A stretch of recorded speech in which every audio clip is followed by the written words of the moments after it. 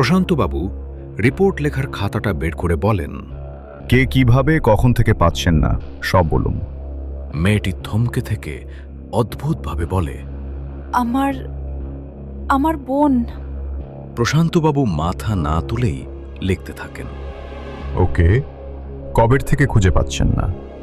মেয়েটি জানায়, প্রায় 12 বছর ধরে। এবার মাথা তুলে তাকান তিনি। অবাক হয়ে জিজ্ঞেস করেন, 12 বছর? তার রিপোর্ট এখন লেখাচ্ছেন? ইয়ার কি হচ্ছে নাকি? মেয়েটি যেন আরো ভয় সিটিয়ে যায়। ঘড়ির কাঁটা পেরিয়েছে রাত 12টা। আপনি ঠিক সময়ই এসেছেন। আজকের গল্প যারা হারিয়ে যায়। এবার শুরু করা যাক গল্পটা। আজকে খুবই ব্যস্ততার দিন প্রশান্তবাবুর জন্য। আজ সরকারের পক্ষ থেকে একটা বিশেষ পুরস্কারে সম্মানিত করা হবে ইন্সপেক্টর প্রশান্ত ব্যানার্জিকে। অনেক বছর পর আজ সে নিজের জায়গায় ফিরেছে, কৃষ্ণনগরে। বিগত 1 বছর ধরে নর্থ বেঙ্গলের যত মিসিং কেস রেজিস্টার হয়েছে সেগুলো সব সলভ করেছেন তিনি ও তার টিম। সেই উপলক্ষেই এই অনুষ্ঠানের আয়োজন। সকালে ডিউটি করে তারপর অনুষ্ঠানে যাবেন বলে ঠিক করেছেন তিনি। উনি ভাবেননি এই পুরস্কারটা উনি পাবেন।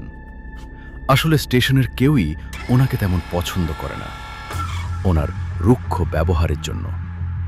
উনিও জানেন না যে কেন উনি এরকম, বা হয়তো জানেন কিন্তু সেটা স্বীকার করতে চান না।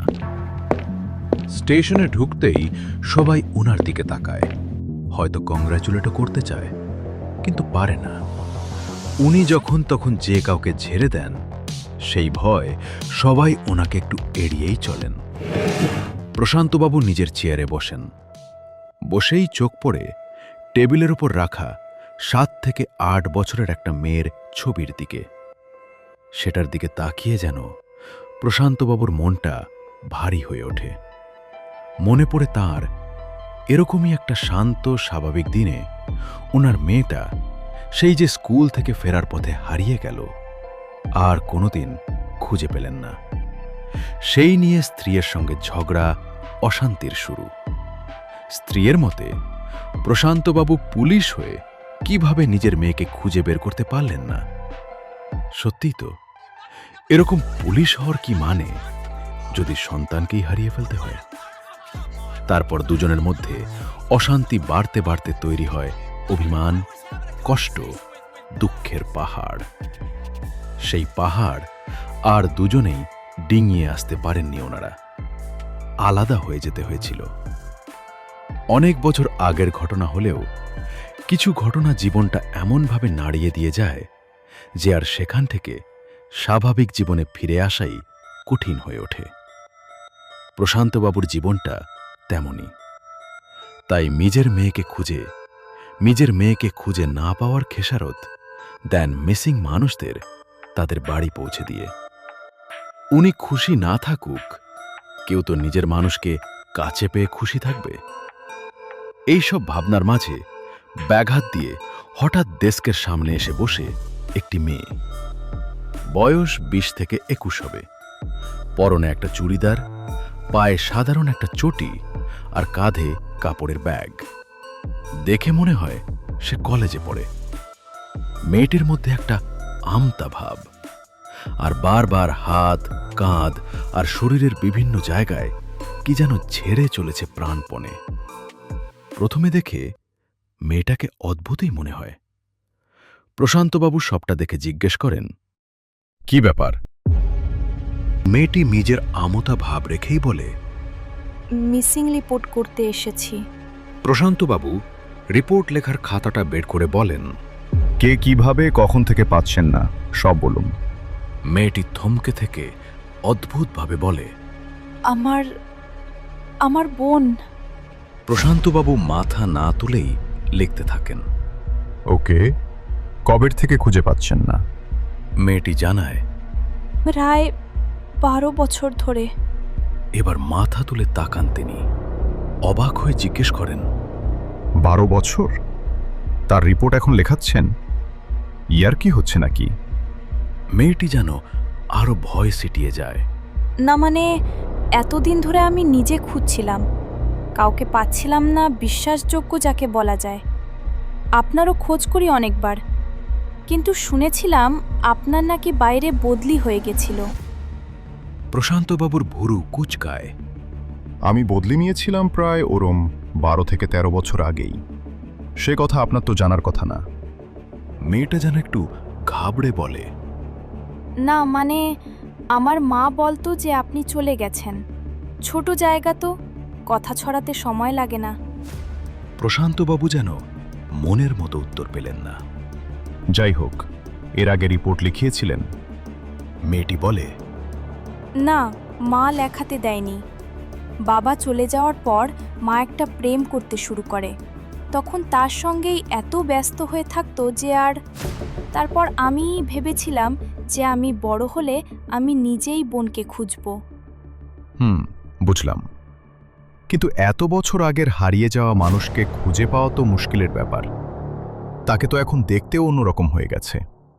ছবি টবি আছে কোনো? মেয়েটা মাথা নেড়ে একটা ছবি এগিয়ে দেয়। ছবিটা একটা 7 কি 8 বছরের মেয়ের। একটু অস্পষ্ট, বোঝাই যাচ্ছে অনেক পুরনো ছবি। ছবিটা যত্ন করে রেখে জানান উনি চেষ্টা করবেন মেয়েটাকে খোঁজার। একটু যেন অবিশ্বাস নিয়েই মেয়েটি একইভাবে শরীর থেকে কি যেন একটা ঝাড়তে ঝাড়তে চলে যায়। বিকেল হতেই প্রশান্তবাবু মেয়েটির দেওয়া ছবিটা নিয়ে দেয় সাইবার বিভাগে। সেখানে গিয়ে বলে, এই ছবিটাকে এআইতে 10 বছর বড় করলে কেমন দেখাবে সেটা বের করতে। এছাড়াও এই ঝাপসা ছবিটাকেও যেন একটু পরিষ্কার করে এডিট করে। পুরস্কার নিয়ে খাওয়া দাওয়া করে বাড়ি ফিরতে একটু দেরি হয়ে যায় প্রশান্তবাবুর।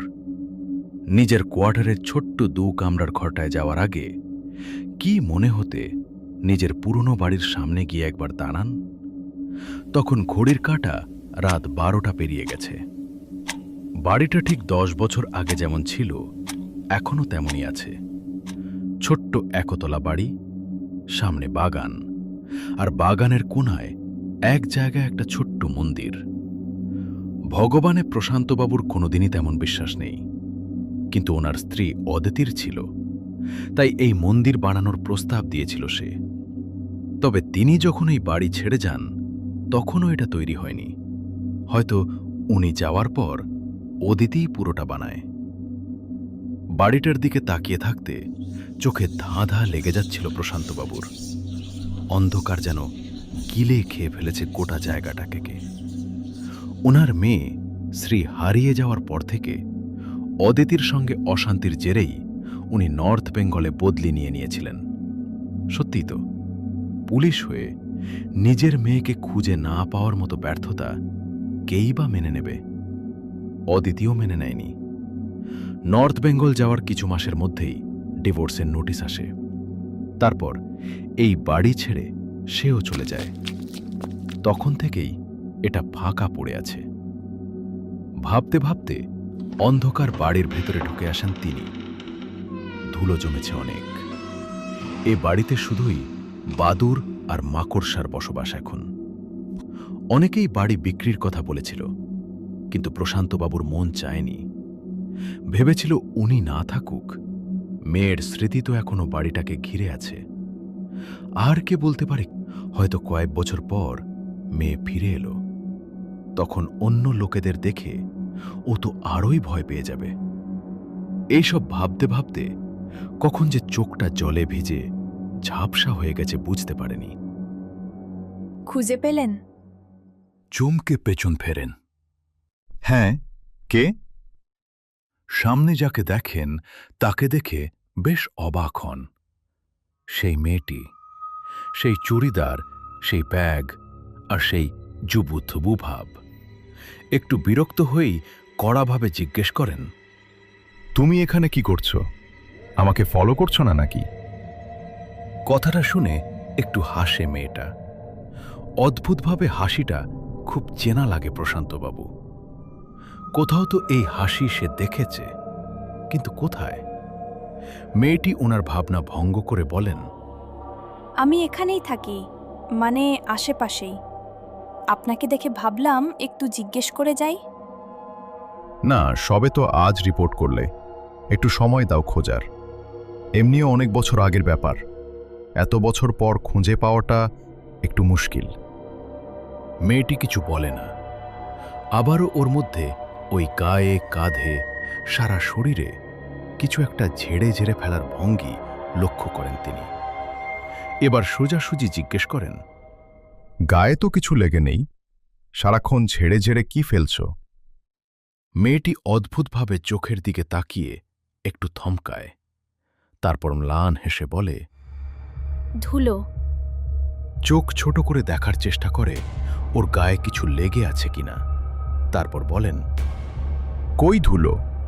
কিছু লেগে নেই তো। কথাটা শুনে হেসে ওঠে মেয়েটা। তারপর ঘর থেকে বেরিয়ে বসে মন্দিরের চাতালের ওপর। এবার প্রশান্তবাবু একটু বিরক্তই হন। ওর কাছে গিয়ে বলেন, তুমি 2 দিন পর স্টেশনে এসে খোঁজ নিও, কিছু খবর থাকলে আমি জানাবো। মেয়েটা মাথা নিচু করে বসে থাকে, বলে, আমি জানি এত বছরেও যখন ওকে কেউ পায়নি, এরপরেও পাবে না। একবার যে হারিয়ে যায় তাকে খুঁজে পাওয়ার সাধ্য ভগবানেরও থাকে না। আপনি তো কোনো ছাড়, তাই না বলুন? বিরক্ত হলেও মেয়েটার উপর রাগ দেখাতে পারেন না তিনি। শান্ত মাথায় বলেন, দেখো, একটু ভরসা রাখো, আমি ঠিক তোমার বোনকে খুঁজে বের করব। চকিতে মেয়েটি বলে ওঠে, ঠিক যেভাবে আপনি স্ত্রীকে খুঁজে বের করেছিলেন। হঠাৎ করেই রাগে কান গরম হয়ে ওঠে প্রশান্তবাবুর। মেয়েটির সামনে দাঁড়িয়ে স্পষ্টভাবে বলেন, এটা আমার বাড়ি, আমি চাই তুমি এখনই এখান থেকে বেরিয়ে যাও। মেয়েটা উঠে দাঁড়ায়। এতক্ষণ ওর চোখে যে নম্রতাটা ছিল, সেটা যেন এখন এক অদ্ভুত রাগে পরিণত হয়েছে। ওর 2 চোখ দিয়ে আগুন ঝরছে। সে প্রশান্তবাবুর দিকে এগিয়ে যেতে যেতে হিস হিসিয়ে বলতে থাকে, ভীতু তুমি, অন্ধ। পুলিশ হওয়ার কোনো যোগ্যতাই তোমার মধ্যে নেই। তুমি শুধু পালাতে জানো, আর কিচ্ছু না। প্রশান্তবাবু প্রথমে হকচকিয়ে যান, তারপর একটু ভয় মেশানো গলাতেই বলেন, তুমি এসব কিভাবে জানলে? কে তুমি? কথাটা শোনা মাত্রই একটা ভয়ানক হাসিতে কেঁপে ওঠে চারিদিক। মেয়েটা হাসছে। সে হাসি শুনে প্রশান্তবাবুর মতো দুঁদে পুলিশ অফিসারেরও প্রাণ হাতে চলে আসার জোগাড় হয়। মেয়েটি যত রাগতে থাকে, তত একটা অদ্ভুত জিনিস লক্ষ্য করে প্রশান্তবাবু। মেয়েটার সারা গায়ে প্রচুর মাটি। মাটিটা ঝরে ঝরে পড়ছে, কিন্তু কোথা থেকে? একটা অদ্ভুত গলায় কথা বলতে থাকে মেয়েটা। সেই আওয়াজ শুনে গায়ের লোম খাড়া হয়ে যায় প্রশান্তবাবুর। তোমার বউয়ের যে দীপকের সঙ্গে সম্পর্ক ছিল তুমি জানতে, তাও এড়িয়ে গেছো দিনের পর দিন। সেই প্রেমই তোমার কাল হলো। এবার থমকান তিনি। মানে কি হয়েছিল? সেদিন তুমি স্টেশনে যাওয়ার পর দীপক বাড়িতে এসেছিল, আর সেটা দেখে ফেলেছিল স্কুল ফিরতি শ্রী। আর তাই মা সেদিন আমাকে এমন মারলো, মারতে মারতে একসময় আমার দেহ স্থির হয়ে গেল। ভয় পেয়ে গেছিল মা, বোঝেনি যে আমি মরে যাব। আমাকে 2 জন মিলে পুঁতে ফেললো এই মন্দিরের তলায়। মন্দিরটা তখন তৈরি হচ্ছিল, তাই বোঝা যায়নি যে আমাকে ওখানেই রাখা হয়েছে। আর তুমি জানলে যে মেয়ে হারিয়ে গেছে। বলতে বলতে মেয়েটা কেঁদে ফেলে এবার। এতগুলো বছর আমি তোমাকে খুঁজে গেছি বাবা। তুমি ঘটনার পরপরই চলে গেলে। মায়েরও ভালোই হলো, বেঁচে গেল সে। আর আমি পড়ে রইলাম এখানে একা। কেন আমাকে খুঁজলে না বাবা? কথাগুলো শুনতে শুনতে নিজের কানকে বিশ্বাস করতে পারছিলেন না প্রশান্তবাবু। শ্রীমা, তুই এসেছিস আমার কাছে? বলে পাগলের মতো মেয়েকে জড়িয়ে ধরতে যান তিনি। কিন্তু কই, সামনে তো কেউ নেই। ফাঁকা অন্ধকার বাড়িটা যেন এবার তাকে গিলে খেতে আসছে। এত বড় ভুল করল সে। এত বছর ধরে মেয়েটা অন্ধকারে এই বাড়ির ভেতর তিলে তিলে শেষ হয়েছে। আর সে? তখনই ওনার ফোনে এলো দুটো ছবি। সাইবার ডিপার্টমেন্ট থেকে পাঠিয়েছে। একটা ছবি সেই ছোট মেয়েটির, যেটা দিয়েছিল ওকে। সেটা আর কেউ নয়, শ্রীয়েরই ছোটবেলার ছবি।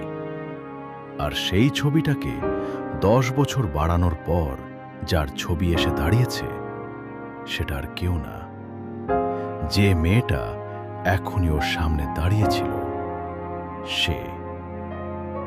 এত বছর পর সন্তান হারানোর কান্না বুকে চেপে বসল তার। হাউ হাউ করে কেঁদে উঠল। কান্না ভেসে রইল বাতাসে। রইলেন পড়ে প্রশান্তবাবু একা। আজকের গল্প এখানেই শেষ। পরের গল্পের জন্য অপেক্ষা করতে হবে পরের সোমবার রাত 12টার পর অবধি। ততক্ষণে সাবস্ক্রাইব করুন এই চ্যানেলটি রাত 12টার পর, যেখানে প্রতি সপ্তাহে পাবেন লোমহর্ষক ভূতের কাহিনী।